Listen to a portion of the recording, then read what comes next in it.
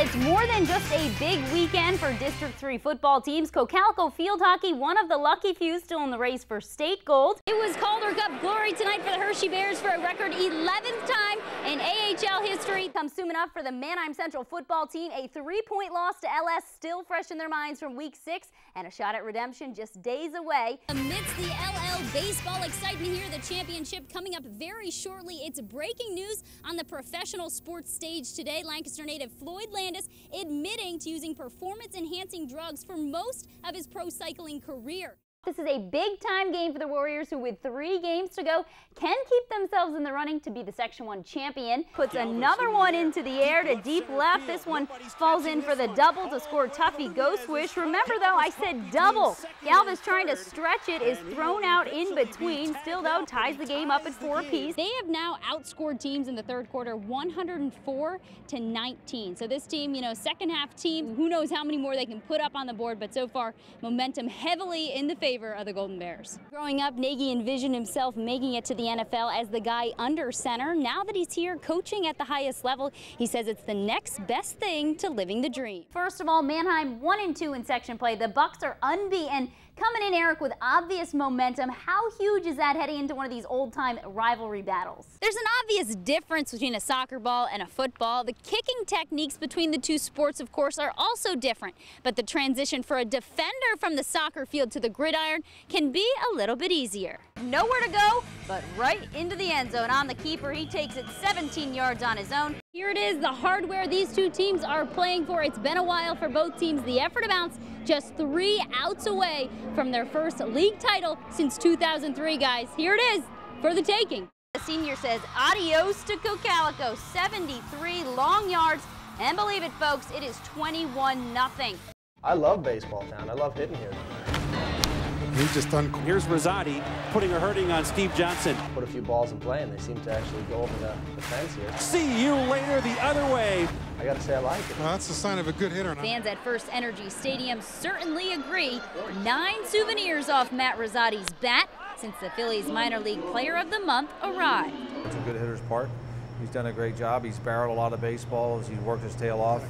He's carried over what he was doing out in Clearwater, and he hasn't missed a beat coming here to Double-A. Riding a 9-game home hitting streak, Rosati's joined a star-studded lineup that's allowed his plate power to continue. When you're hitting behind someone who just hit a home run, usually you get a pitcher who's very upset. He's like, I'm going to be mad and throw a fastball. And what do?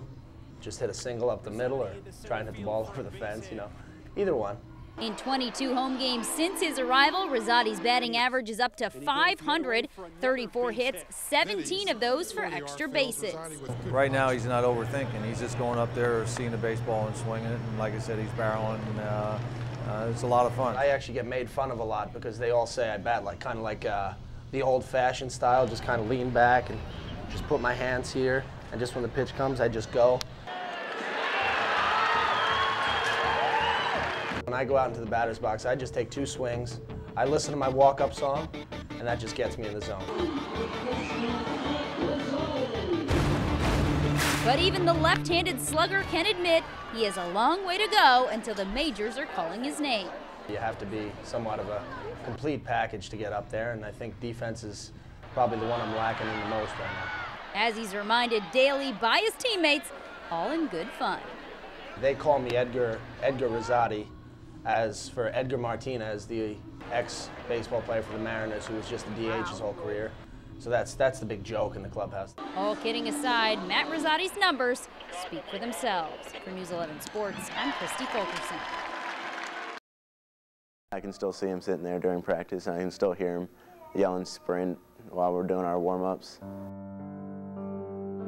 Garden Spot was in the midst of one of their best seasons in school history.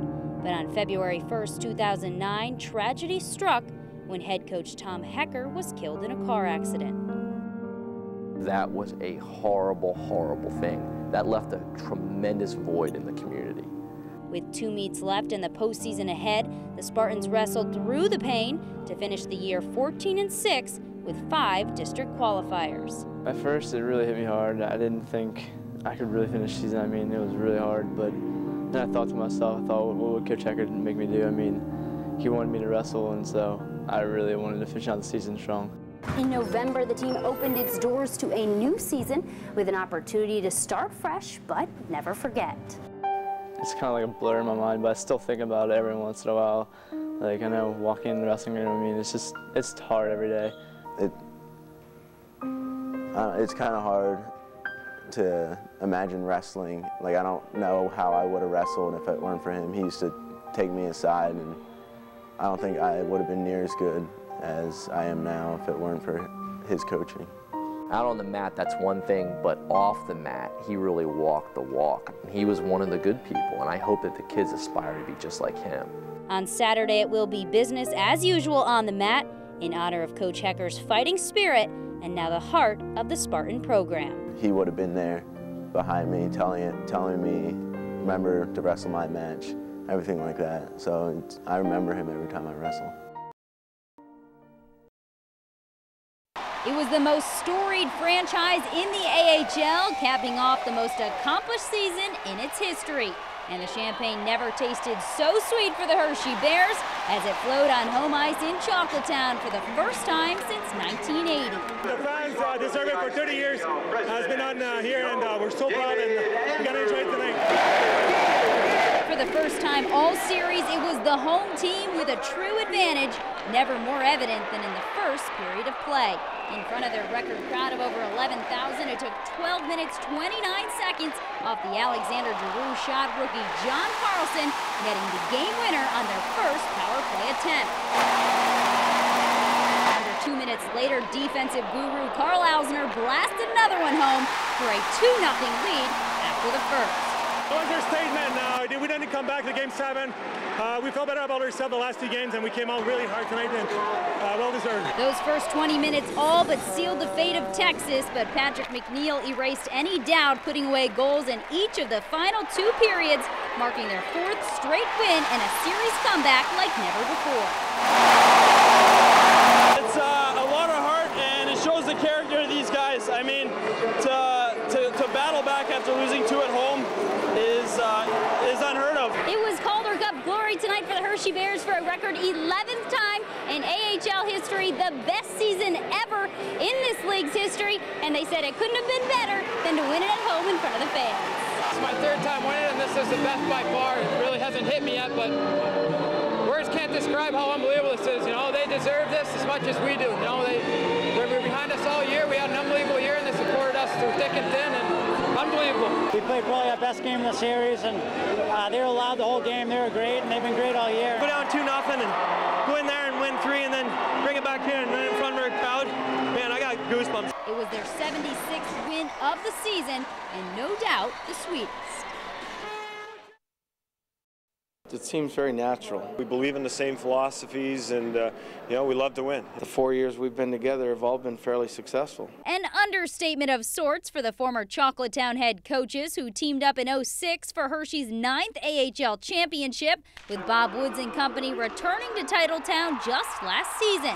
Now, as the Bears aim to defend their title, the coaching duo has turned their attention to the NHL postseason favorite in the Washington Capitals. As a player and a coach, this is what we work for all year long. This is why we do the traveling and sweating and working hard and all the time we put into it to get to this point. And you know, when you see it all come together, and you know, we're excited about who we have and what we got going here. Coaches Boudreau and Woods have combined for 2 championships, a Kelly Cup, a Calder Cup, and now a shot at the big prize this year, possibly the organization's first ever Stanley Cup. That's our goal. It's been our goal right from the start of the year. That's a big reason why I left Hershey to come here, was a chance to win the Stanley Cup, and I believe we have the team that can do that. We don't want to get ahead of ourselves. We know we have to play better than we did in the regular season to win. And hopefully whatever it is between us together keeps on going. Just like the Bears, the Caps finished with the best record and most points in the league, a testament to the organization and the obvious talent throughout. Washington's done a great job instituting a philosophy of how they want their players to play. They've drafted really well. And that filters down to us. Just look at the players we've had through South Carolina, through Hershey, and you know, it's just a lot of good quality people. And you know, when you have that and the chemistry you put together, you know, you have success. News 11 Sports with Kristi Fulkerson, local first. Yesterday was part celebration, part remembrance for the Ephrata boys lacrosse team. 17 seniors were honored as the team paid one last tribute to their late coach, Mike Ream. First was a plaque dedicated to his family, along with the announcement of a Ream Scholarship Award that will go to a departing senior, complete with a moment of silence prior to game time. And they certainly used it for motivation. Game tied at 1. Tucker Kiefer would be the one whipping it in for the go-ahead score. It was 2-1 Mounts. Second quarter then, 3-1 game. The Bucks' Travis Shirk shot stopped by Cole Redding's face. Check out the replay. Nice use of the helmet. It's still a 3-1 game. Back come the Mounts then. Tyler Ulrich ducking past the defender and comes up with the goal. He scores 4 on the day. The Mounts win 11-3. They clinched a playoff berth and lead right now the Section 2 title race. And yesterday it was a chance for Ephrata to claim at least a share of the Section 2 baseball title, visiting second place Solanco. First inning, 2 outs for Bryce Keys, and bad news for the Mounts. Using home field advantage, he does. Crushes one out of the park to make it 1-0.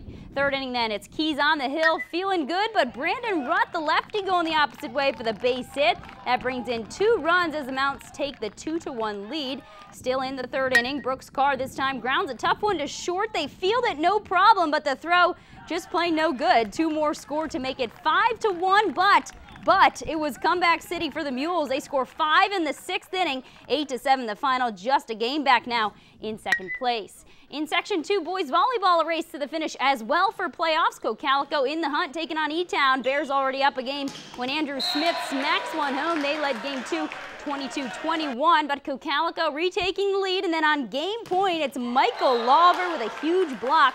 The Eagles even the match at 1. Bears start game 3 then on a big run. Smith again with what a big kill. They're up 6-2. And then guess who from the service line? Another nasty one from Smith. 4 aces on the night. E-Town wins it in 5. A tough loss for Cocalico, 3-2.